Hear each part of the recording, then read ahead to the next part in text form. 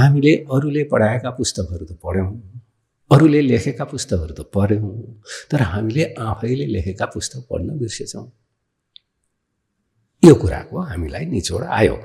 के निचोड आयो त भन्दा हामीले पनि प्रत्येक व्यक्तिले किताब लेखेको छ, तर आफ्नो किताब पढ्दैन, अरूले लेखेको किताब पढ्छ।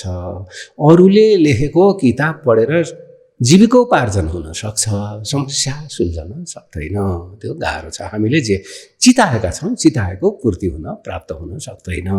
अरूका किताबमा अरूले मार्गदर्शन छ, हाम्रो लागि छैन। त्यसकारण त्यो के हो भन्दा आजीविकाको लागि जो चाहिएको छ त्यसको लागि त हामीले पढ्यौँ, लेखाइ पढाइ गऱ्यौँ। हाम्रो जीवनको खुसी सन्तुष्टिको लागि, शान्तिको लागि जे चाहिएको छ त्यो किताब हामीभित्र छ, बाहिर छैन। त्यो हामीले पढेनौँ। कसले पढेर खुसी भए, को शान्त भए? आफैले लेखेका किताब भन्दा कृष्णले आफ्नो जीवनले लेखेका किताब पढे।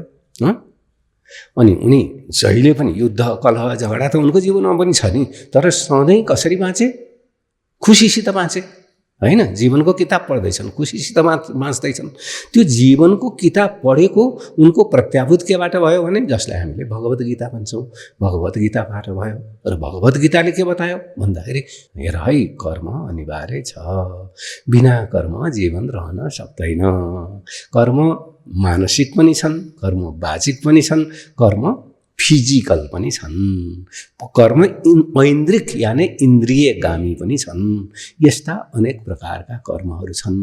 ती कर्मलाई पनि दुई भागमा बाँड्न सकिन्छ। एउटा कर्म हो दुष्कर्म, अर्को कर्म हो सुकर्म। दुष्कर्मले गिराउँछ, सुकर्मले उठाउँछ मान्छेलाई। त हामीलाई यो कुरो त्यति राम्ररी थाहा हुन सकेन के दुष्कर्म हो के सुकर्म हो।